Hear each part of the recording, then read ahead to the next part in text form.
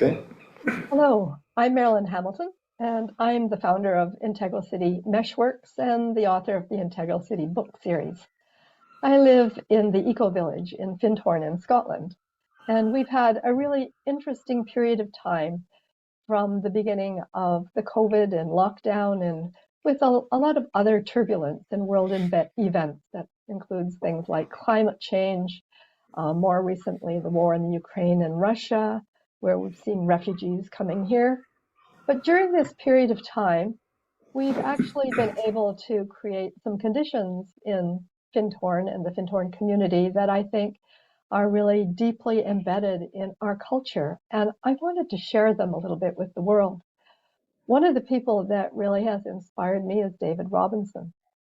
David is part of the Taize community, and while we could sing in person, I always enjoyed the way that he led Taize. And very shortly after our lockdown period in Findhorn, David had an inspiration, and it was to take Taize online, and has been delivering it through Zoom for the last 2.5 years.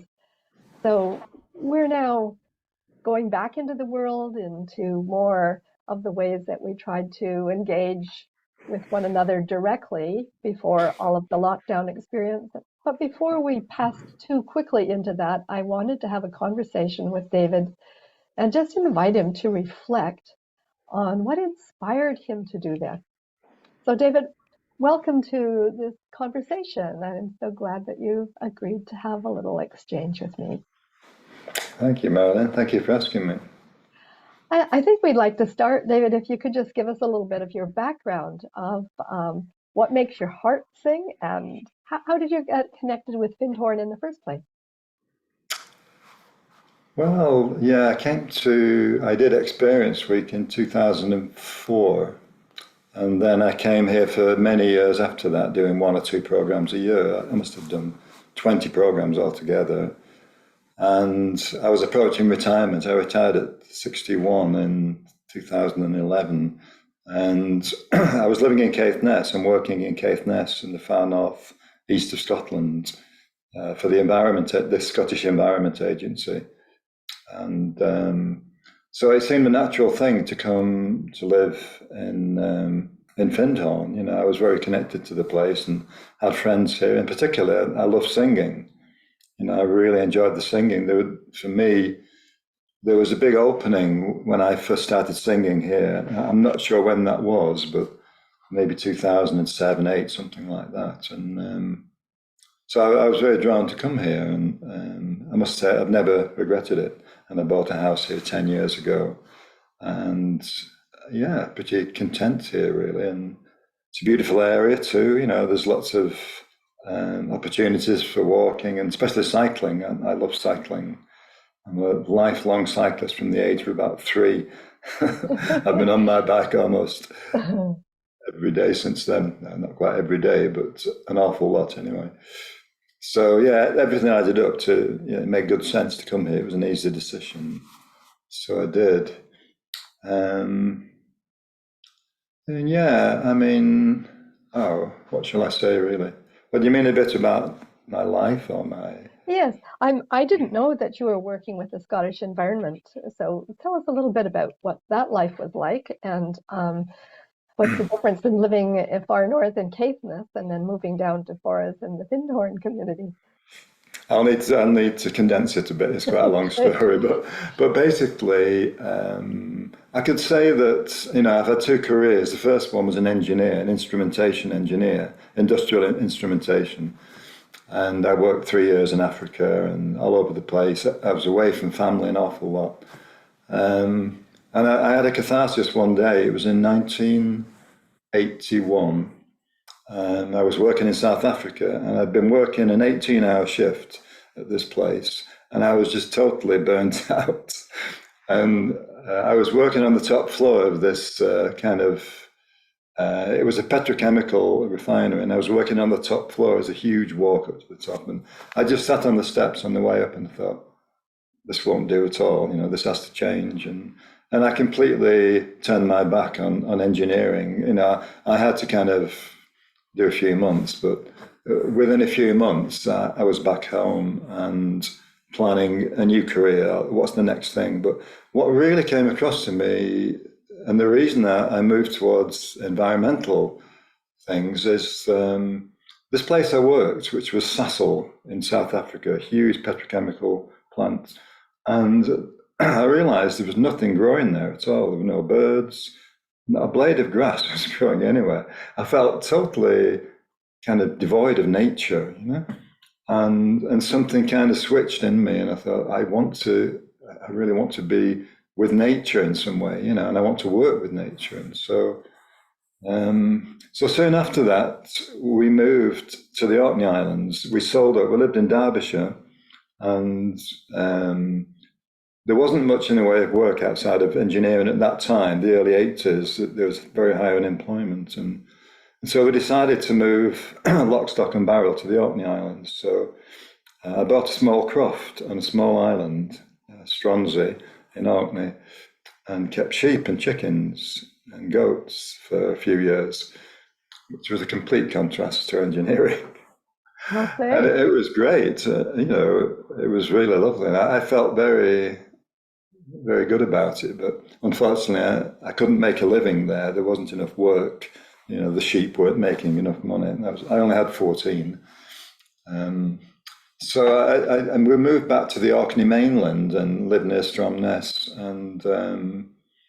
And during this whole period, I was in Orkney. I was doing open university work, and eventually got my degree in environmental science, particularly environmental pollution was my kind of interest. And I also did a 2-year environmental monitoring course at Farnborough in Hampshire, a 2-year full-time course, HND, during that period. So it was a very transformative period, and I moved over to environmental things. But and then finally, you know, I got a job with the Orkney Islands Council, and then later on the Scottish Environment Protection Agency, who I worked with for 15 years until I retired. So that was probably the biggest shift in my life, you know, from the engineer to the environmentalist, and I think just as I speak now, it feels like with that the change to environmental work and environmental thinking, there was also a spiritual thinking came in more strongly as well. And I think for me, it's very much linked to nature, you know, being in nature, and a love for nature really stimulates my spiritual side as well. And coming here, you know, coming to live in Findhorn, it's such a fantastic place, you know, for nature and spirituality. And so that was key to my reasons to come here, I think. And being able to get on my bicycle, you know, and go lovely rides around here up the Darby Way, and many nice rides around here. So That's really all fascinating. Beautiful story, and one unexpected, because I didn't know your background. So to think about the difference between engineering and then environmental sciences, and then opening to spirit and nature. Can you build a bridge from those to how you got connected with Taize in the first place?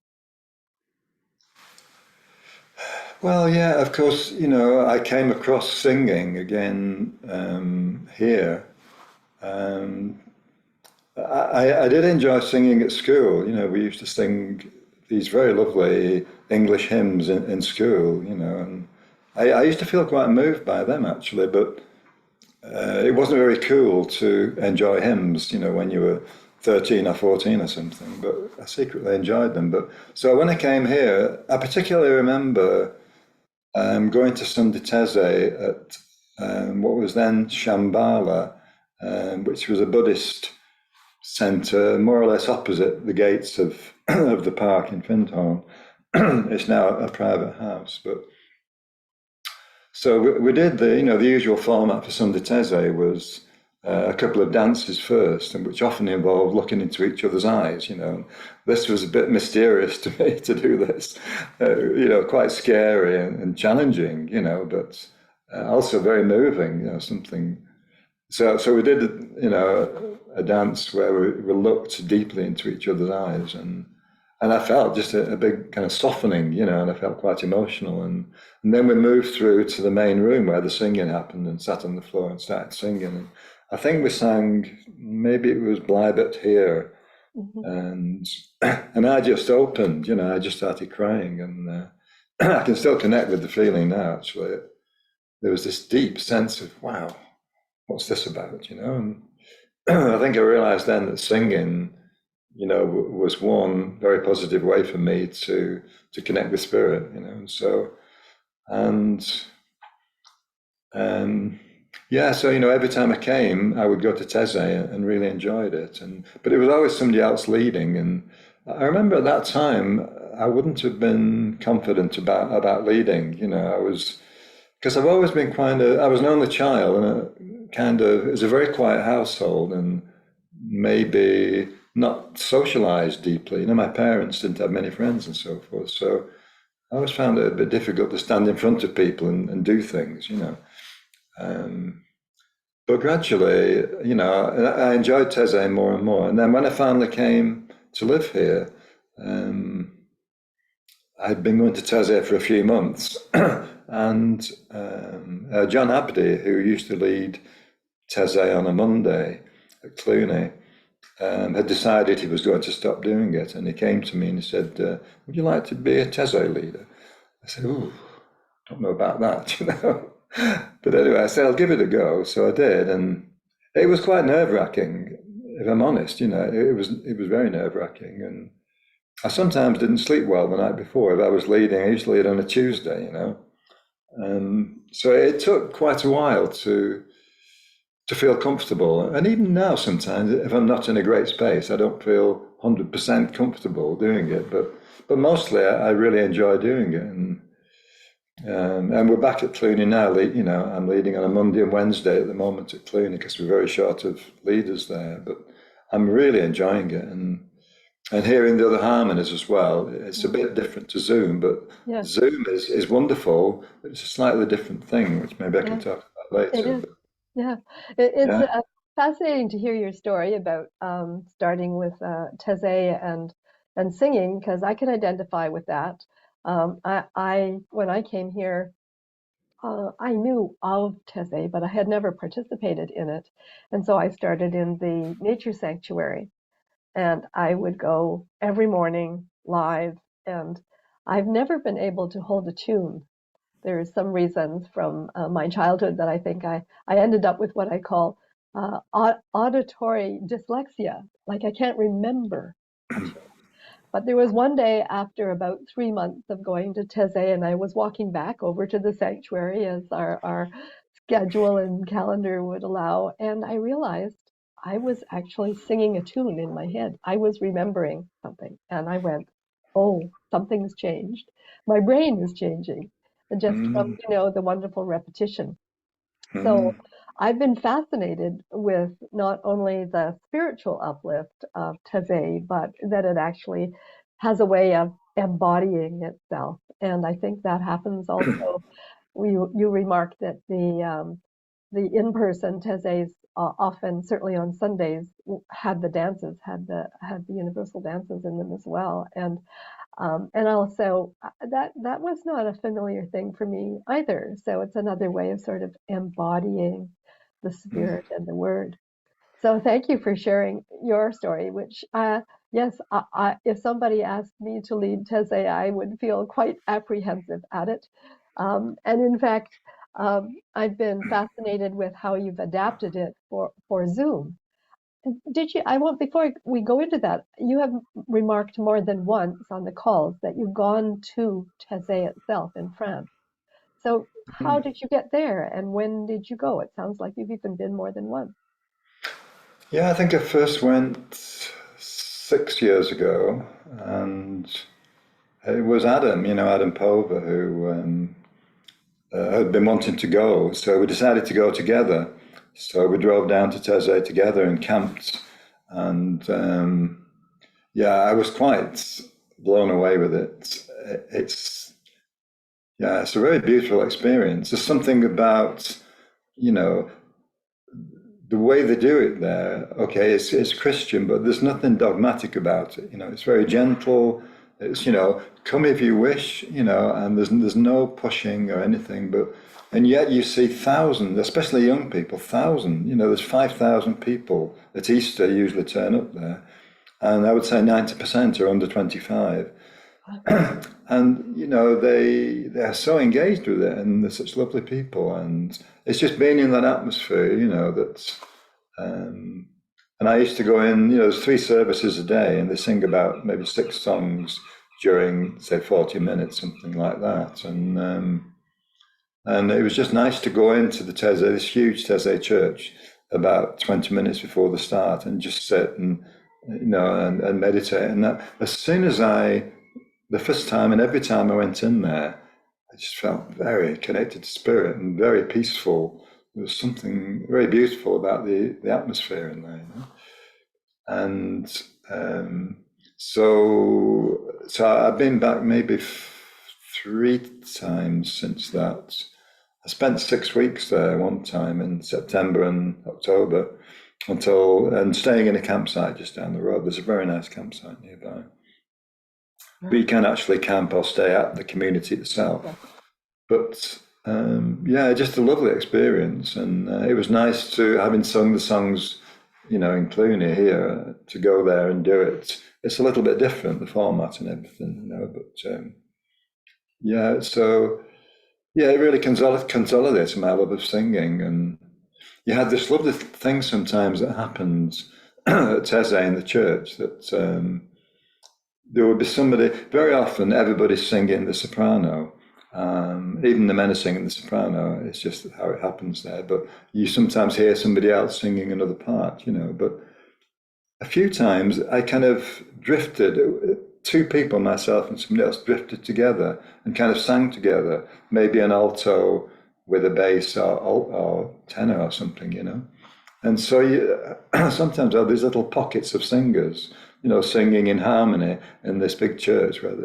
It's a very fascinating process, but very, very nice. I want to go at the moment, actually, but I'm a bit daunted. It's 1,000 miles down to there, exactly, from Findhorn. So I don't think I'll go this year, but I'm sure I'll go again. It is a bit of a journey. So that's also really interesting. And maybe you can describe for our listeners how we would sing Taize, how I learned it in the Nature Sanctuary and at Cluny in the 4 voices.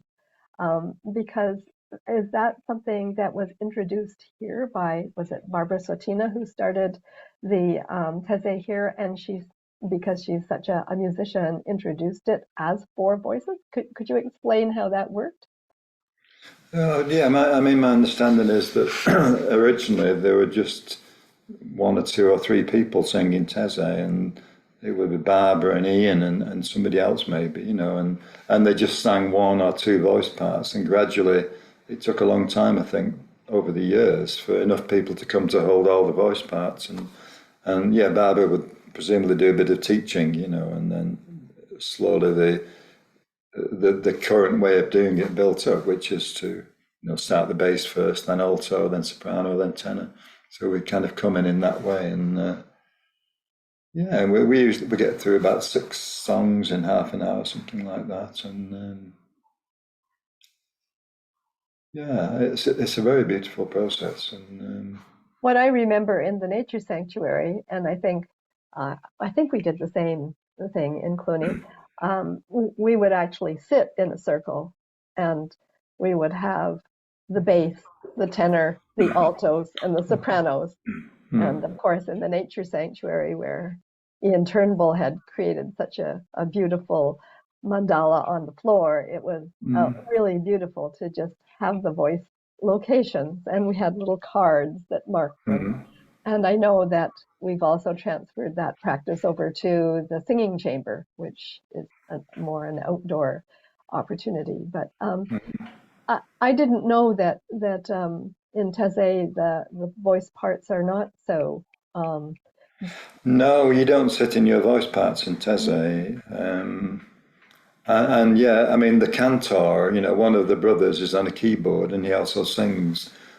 He kind of introduces and he always starts in the soprano. So most people hear that and just follow it. Just And many follow. people don't sing, but they're just sitting and just enjoying Yes. the atmosphere, you know. But you've got to be a strong singer if you're a non-soprano at Taize. You maybe, oh, you're a soprano, I think. Oh Yeah. no, I'm an alto. You're alto, so So maybe I you're always, experienced. yes, well, you know, and as I said, that when I started, I really felt like I couldn't carry a tune and I couldn't remember, you know. So it was Mm, both, they're not, I couldn't remember to be able to repeat it or learn from it. So the practice of discerning to hold a particular voice also was quite a challenge for me. I have had some experience where some very wonderful a cappella teachers have shown me how to sort of sing from the center of the earth or the roots of my soul, and having had that sort of um, state experience, but to do it on a regular basis with the other three voices was something that requires incredible concentration for me. But I loved sitting with my alto group because I got to know them, and some of them were very good singers. And so I also am fascinated with your story, David, because I've heard you sing both in person and on Zoom, and the recordings that you've made with Chloe. And I think you have a beautiful voice. So thank yeah, you. yeah. So and I think you can sing more than one voice. You can sing I sing soprano bass, and alto, tenor. and I can sing any of them really, but Yeah, an that's octave down wonderful. the female parts. Yeah, yeah. I don't have a high voice for the soprano. So I always, as a child, you know, would get stuck in the alto, and it wasn't so exciting. But it's very interesting to realize you're part of a community of voices. And Yeah, no, absolutely. I'm a baritone really, but so I can sing the lower tenor, but yeah, not too yeah, high. But yeah. yeah, I mean the experience. There's something very special about, especially if you get a group of good singers, you know, and it's always lovely. You know, I always enjoy it. But when you have, for example, at Teze. I once was in a group of four singers, and this was after hours at Teze. The brothers leave after the service at around 9 o'clock. They leave, but often the singer continues late on, sometimes after midnight. Maybe you also experience this, but so I was sat, you know, maybe late in the evening with a group of four, and we were all fairly, you know, we were pretty precise with our notes and singing the way we sang, and it was incredible. You know, we just sang, and something else came out. You Mhm. know, and I also, yeah, some special quality when the harmony is kind of total somehow. And on another occasion, I was singing with a woman who was an alto, and we were both singing the alto, and we were absolutely precisely together. It was incredible. Mhm. It probably sounds, you know, it's hard to imagine, but there was no difference between, you know, for several repeats, we're absolutely together. And actually, something very powerful came in. You know? Yeah, There was that's right. some deep, powerful, I can't even describe it, but a sense of deep connection or connection to spirit or something like that, you know. It's almost, for my experience, it's like you're sung. You are an Yeah, instrument and it's you're like sung. I'm not doing anything really. Yeah, Yeah, yeah, yeah. exactly. Yeah, And beautiful. sometimes leading can be like that as well. I Sometimes I can get, sometimes I'm a little bit nervous. It's usually okay, but sometimes really deeply involved in the in the leading, you know, and it just flows. And I remember leading one Sunday Teze in the Upper CC, and I had this feeling of I'm not doing anything. It's just happening, you know? And it was, and I felt completely relaxed, like 100% relaxed, you know, and that's a lovely feeling. So yeah, I think there are many opportunities to connect with spirit through singing. really. And so now that we've been trying to share with others the sort of pleasure of and inspiration of doing Teze live in person, when we were back in 2.5 years ago, it seems amazing that all that time has passed already. What made you think of adapting Taize to Zoom? How did that happen? Well, it was originally Karen Berner's idea. Just a couple of weeks, or maybe the week after the last time we sang at Teze, and then Cluny was closed due to COVID. And so three of us kind of got together on Zoom and played around with it, and muting ourselves and singing, and we had this sense that, wow, I think this works actually. There was a feeling that, because in Zoom everyone's muted, and so you're singing to a backing track, playing a backing, and we did that. We played some tracks on Zoom, the three of us, and this seems to work. It felt quite nice. There was kind of pleasant feeling. It didn't feel artificial. So we decided to give it a go. So I just started emailing, as many singers as I knew, and I think the first time we had about maybe 15 or 20 people, something like that, the first time we did it, which was the first week in April 2020.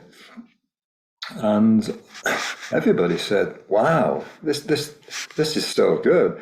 And it's not like singing in the nature sanctuary or Cluny sanctuary. It's, what is it? There's a very strong feeling of connection, and especially because some of these people are on the other side of the world. We had people from Japan and South Africa and Turkey, all over Europe. Occasionally some from the States, although it's not a good time in the States, the time we do it in the morning. But so there's this deep sense of connection and community. And I think especially during COVID, when people felt isolated and that. And I mean, at one point, after a few months, we got up to 134 people we had in one session. And I had to extend the Zoom account and pay an extra £40 or something to accommodate over 100 people, But after a few months, it dipped down below 100, and it's been going down a little bit since because of, the return. But yeah, it's a different experience, but it's a lovely experience. I really enjoy it. And I mean, you wouldn't believe the number of emails I've had from people saying how wonderful this is and how it's so important for me, how it's just such a key time of my week, and it wouldn't be the same without Teze. And I was quite surprised, people really enjoying it that much, because because sometimes when you describe it to somebody that's, in the spur of the moment, they might say, it sounds a bit boring, right? It doesn't sound very, but I think, once, it's not for everybody, but many people who've tried it really like it. And it's built, quite a strong community now, because we've got a WhatsApp group with 50 or 60 members in, that swap photographs and things like that. And we've got a little kind of mini website that we put poems on, And, so just for a pause here, David. So again, people who haven't necessarily experienced it, let's describe for people how the Zoom works, because I also sometimes tell people who used to go to even the regular Teze, and they kind of like raise their eyebrows or grimace or whatever. Well, how come it, what's it like singing on your own? But my reply is, well, it's not quite singing on your own. You're singing, but you have the track and you have the visual of all the people who are there with you. And I never feel like I'm on my own. What I'm curious about, because I remember at the beginning, I use a lot of Zoom, like this kind of interview or teaching online. But I wasn't aware at the beginning that actually aligning and syncing music on Zoom is quite a challenge. So how did you discover that not everyone should sing with their mics open, but should actually mute themselves? How did you work that out at the beginning? You mean related to the latency or something? Yes, that's right. Yes, because there's a delay period in Zoom, and so not everybody can, like we're not, that's one of the reasons we can't sing in different voice parts, right, together because of that. So I was curious how you discovered how to make it work the way it does so well. Well, I mean, it's hard to say really, because everybody's muted, and so everybody's singing to the music track, and everybody has a different latency. It depends mostly on the speed of your computer, and can be up to half a second or something like Right. that delay Yeah. between you singing. But it doesn't matter, does it? Because you don't notice it. You are just singing to the track, and everybody's singing to that track. I can't explain how that works really, but um, you certainly can't sing unmuted, because I mean it's quite funny when you do that, because sometimes it's someone's birthday and we all sing happy birthday unmuted, and it sounds chaotic but very funny. I believe there is software in development, or has been developed, to cancel most of that latency out so that you can sing live online. You But you you play sometimes videos from, say, the Taize community or others, where they're showing screenshots of everybody singing a particular song. Um, mm, and you think that that's all been, engineered and synced in the background? They weren't all doing it live at the same time. Yeah, I think so. Yeah, I don't think that was done with software. They would have, yeah, there's a way of doing that with a marker, and people start singing, and then Uh-huh. somebody has to adjust the start points of all these Oh, okay. Okay, that's audio, interesting. video. Yeah, Yeah. yeah, yeah. I really enjoy when you put those little videos on, because it gives us again a different experience of both the sound and visual. Yeah, yeah, the visual focus. There's not very many that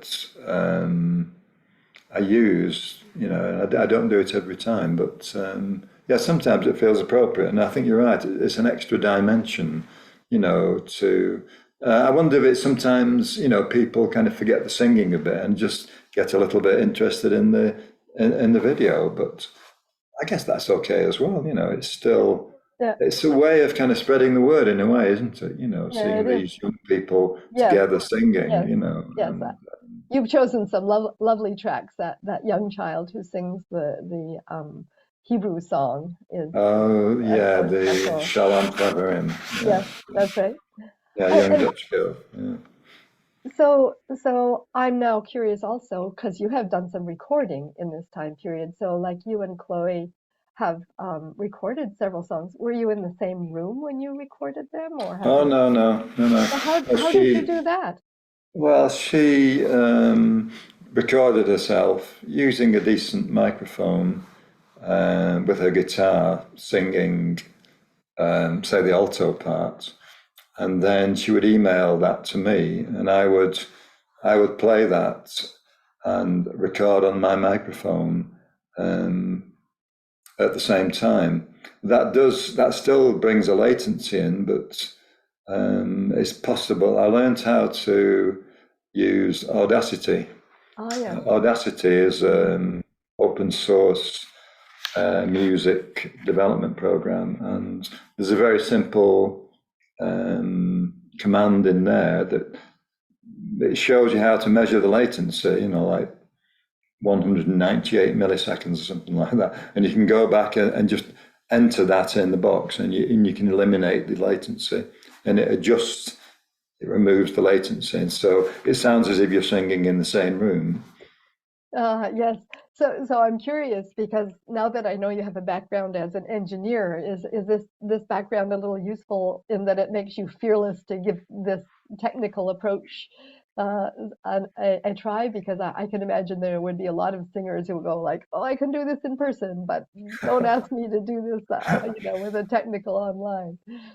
Yeah, there's a bit of that, I think. I've been a kind of, yeah, I've always kind of tackled things, engineering things, and I know there's always a solution. You just have to find it.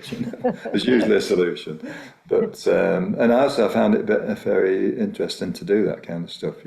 I wouldn't say I'm a kind of nerd in this respect, but that didn't take very long. Audacity is a very powerful program. Yeah.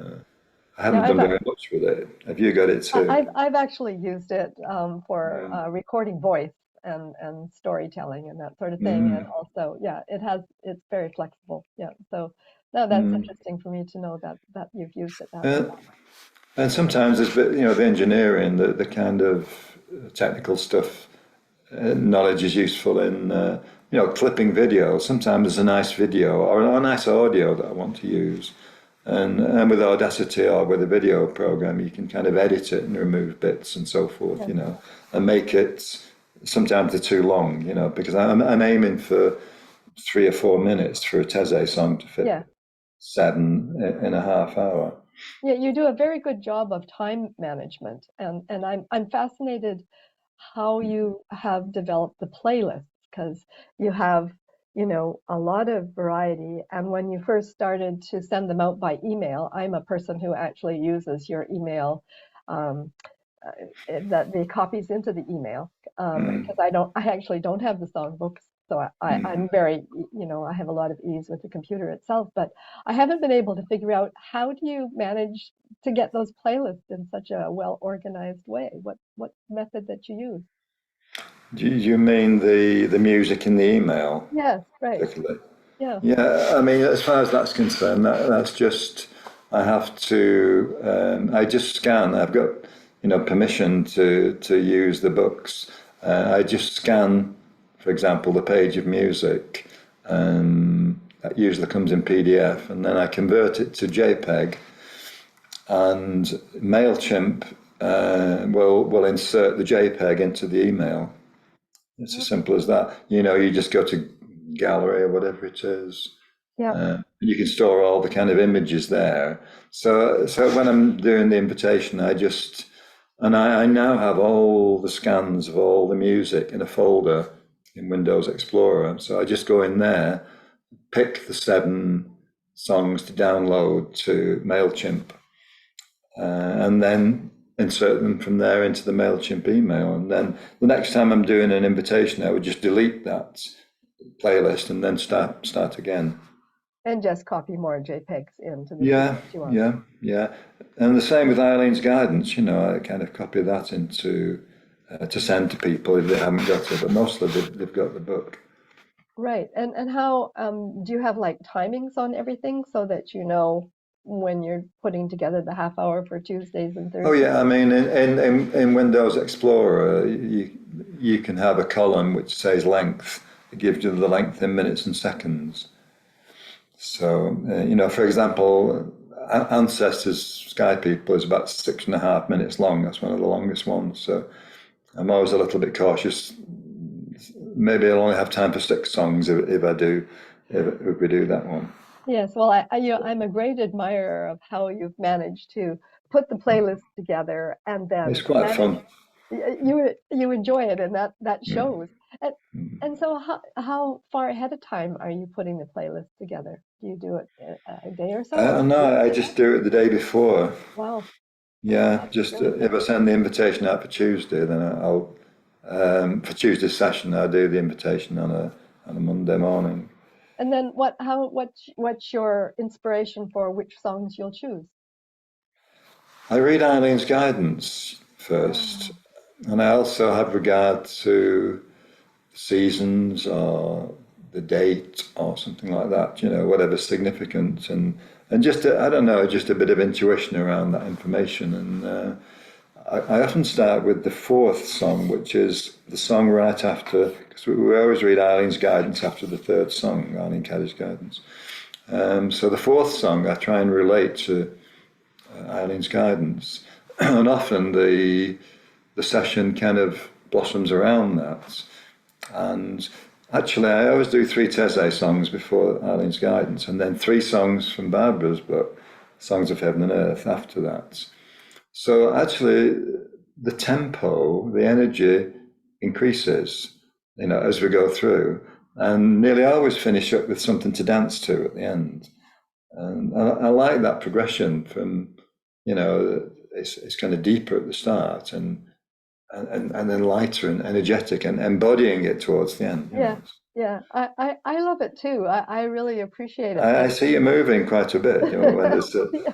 uh, Well, it makes me feel good and energized. And so, is that something that you discovered at the beginning too? Did you imagine you would get people dancing to start with, or no, never, so? no. How did that happen? How did I, that I happen? Oh, I think probably someone like Susanna would have just jumped up and started dancing, but and you can do that as well, So a lot of it comes from people's inspiration now, people just doing what they want to do, and um, yeah, I think it's a nice element, and not everybody dances, but most people kind of move around in their seat a bit. But I think I like this idea of embodying the song. It's sometimes difficult for me to sing and dance energetically at the same time. It's a bit exhausting, but it reminds me of Sunday Teze and just how good that is to, where we used to do dances at the start and Yeah. dancing with others, and singing at the same time. It's something very powerful. So about embodying the spirit somehow, the spirit of the thing. Yes, well, you not only sing and dance, you're also controlling the whole hosting of the program. So you're Mm. multitasking to the max, I would say. Well, it just runs itself while I'm up and dancing. Yeah, Yeah, but yeah. So no, it's so fun. I like that. I'm curious how you've had the experience since you're a world traveler and you have connections around the world before ever coming here and probably maintained them. How has this experience of doing the Zoom Teze contributed to how you experience the world? Well, it's made it smaller. Mm. I've realised that it doesn't. This is a spiritual community, Findhorn and the immediate area. But for me, and of course, I always knew there were many people from around the world that came to Findhorn, but they often flew here, and we're becoming more and more aware of the impact of flying and other activities on the climate and on the planet. And for me, this was, of course, it's good to come together as well. It's nice to be physically with other people, but it really kind of came across how connected we are globally. Here we are, kind of singing together in the same moment. Maybe there's 2/5 of a second difference.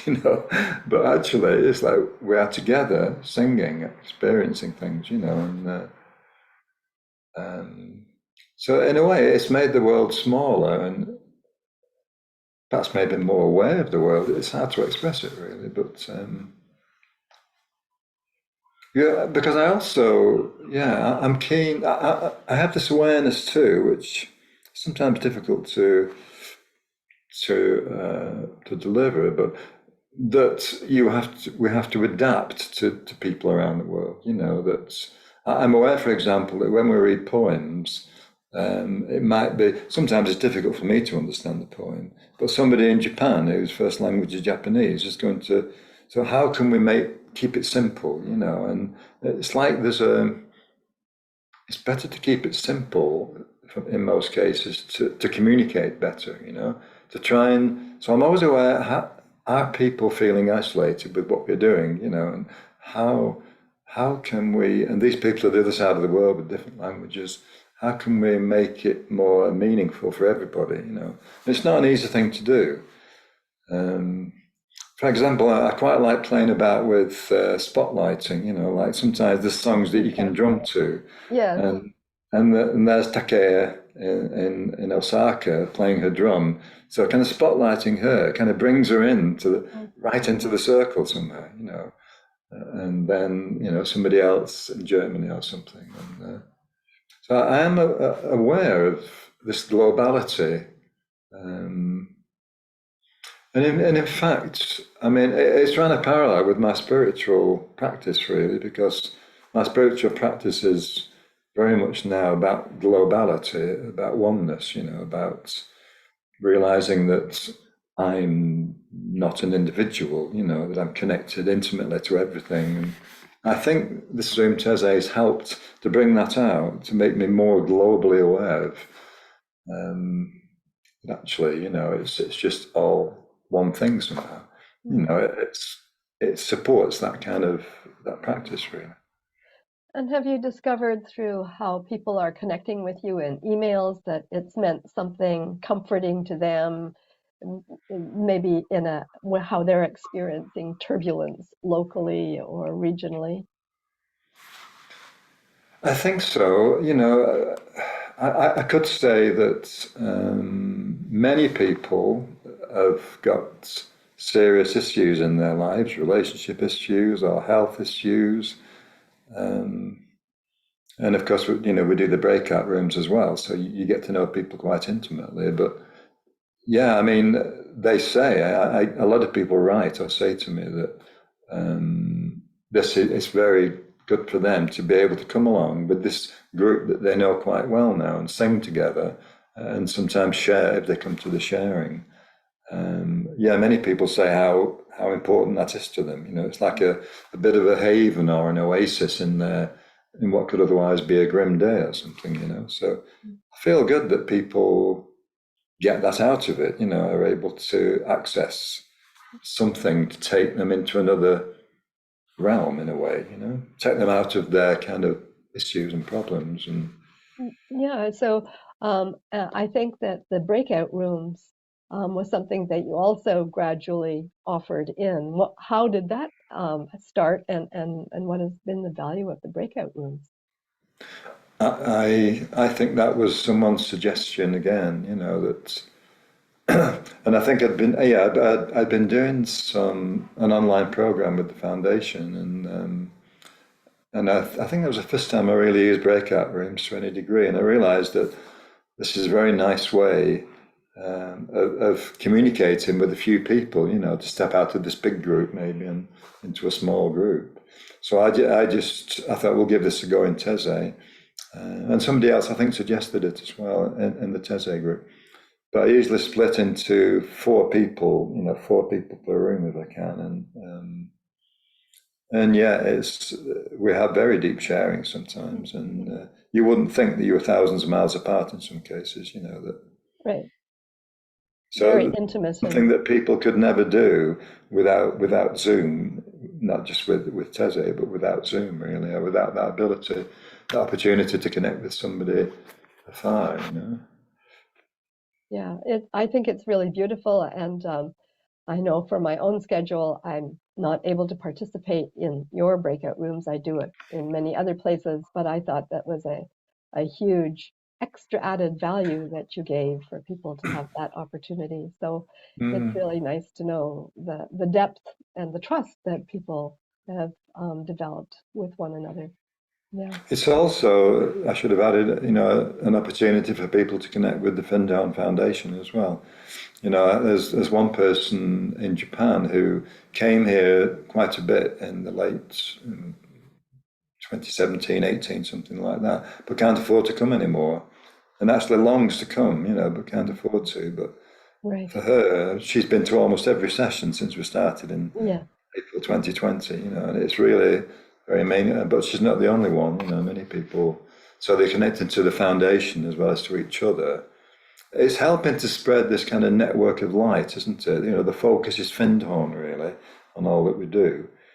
And another way, without having to travel, to connect in to that centre.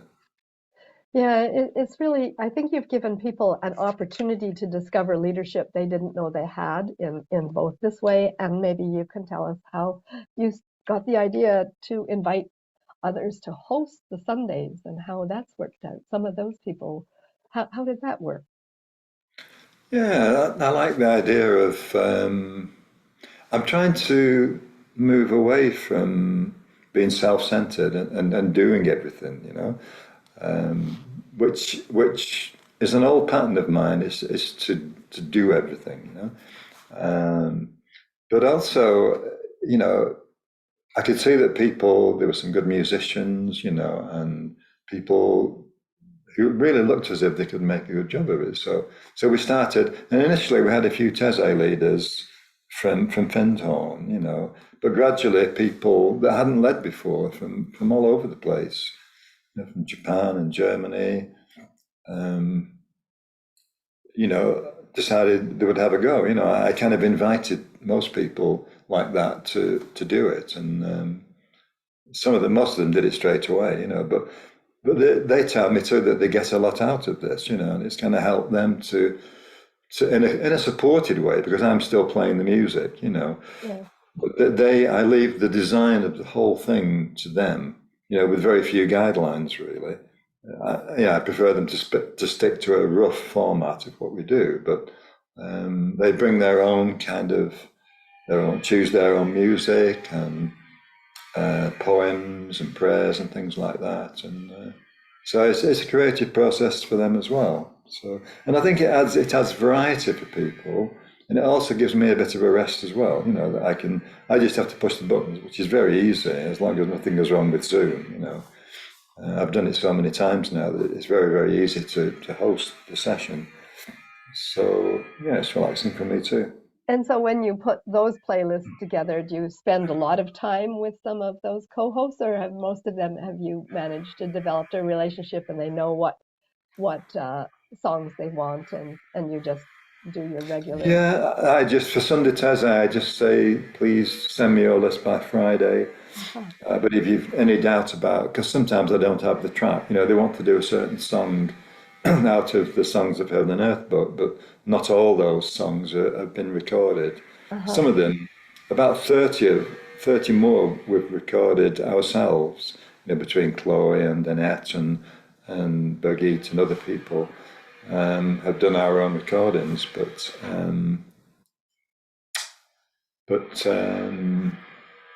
so I lost my thread then. What was Yes, I saying? we were just talking about how those co-hosts and the playlists are Yeah, able to they be. get the list to me by Friday, Yeah, and or maybe by Wednesday, just to check that I've got the tracks, you know. And yeah. I sometimes give them advice, or there are too many tracks or something. But you know, we don't usually delete any tracks. But I say if it's getting towards the end and Just you're skip running a out of few. time, just skip a couple. Yeah, So yeah, they just manage that process. Yeah. yeah, yeah.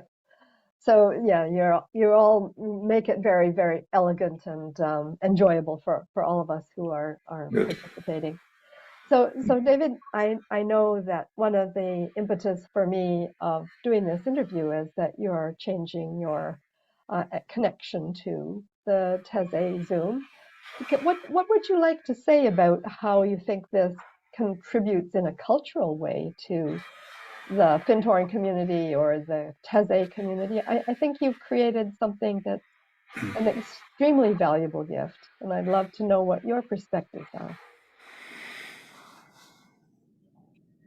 I think I think everyone's realised that this is a resource that has been underused in the past, you know, and that if we want to build a network of light, then this is an important element of it. I think, you know, that how to engage with people. You know, there are many online programs now, and a lot of things are being live streamed. So I guess what I'm doing is a part of that culture of just realizing, and of course, the pressure of climate change and so forth has really focused people's minds, and perhaps we were a bit slow to realize that, you know. But this is just one element. You know, Yvonne's walks are another one, and that people can engage with and feel part of the Findhorn network and feel part of the spiritual network. You know that. You know, through Findhorn, they can engage with spirit more, and you know, it's like-minded souls that are kind of speaking to each other and sharing the things they love. You know, and now I think that kind of networking is. I guess it happened before because when you came on the program, you would get a list of the participants, and then you would often email each other for a while, but it often kind of dropped off a bit then. But I think, yeah, keeping this going indefinitely into the future builds, you know, a small element of the total kind of way that people connect together for spirits, you know, for planetary transformation and so forth. Mm, Is beautiful. that clear? Yeah, thank you. Yeah, I like the idea of thinking about it going on and having a life that itself will continue to mature. For yourself, what are you planning next? Have you got some new opportunities that have opened up? Well, I'm enjoying going to Clooney every morning to sing. So getting back in that personal connected space is also enjoyable. Yeah. I've been going on a Monday and Wednesday because we do Zoom Taize on Tuesday and Thursdays, you know. But no, I just feel like there's something else wants to come out, and my partner Kyoko's here with me until November. She has to go back to Japan then, but we get to spend more time together. And I mean that this has been a transformational relationship for me as well, you know, and I want to really honour it. And so that's maybe just pure pleasure for the rest of the summer, really, you know, to, just to go out into nature. And I've got a little camper van, so we can go and camp on Ah, yes. places and that, you know. So, but yeah, it feels like I think I wanted it to continue, and I was a bit disappointed that nobody had come forward to continue because I've dropped out of doing Sunday, but I'm going to continue Tuesday, and someone is doing Thursday. But yesterday, someone confirmed that they want to continue to manage Sunday Teze. Oh, wonderful. It's hot from the press. You know? Oh, wow. That's a lovely little gem to Yeah. finish up with So today. we had a session yesterday, and she's pretty competent with computers, and so it looks like it's going to be good. Um, yeah, maybe we'll have a couple of weeks break, and then I'm hoping on the 4th of September, the first Sunday in September, it'll start again in Okay. the same way with a variety of leaders leading Yes. it.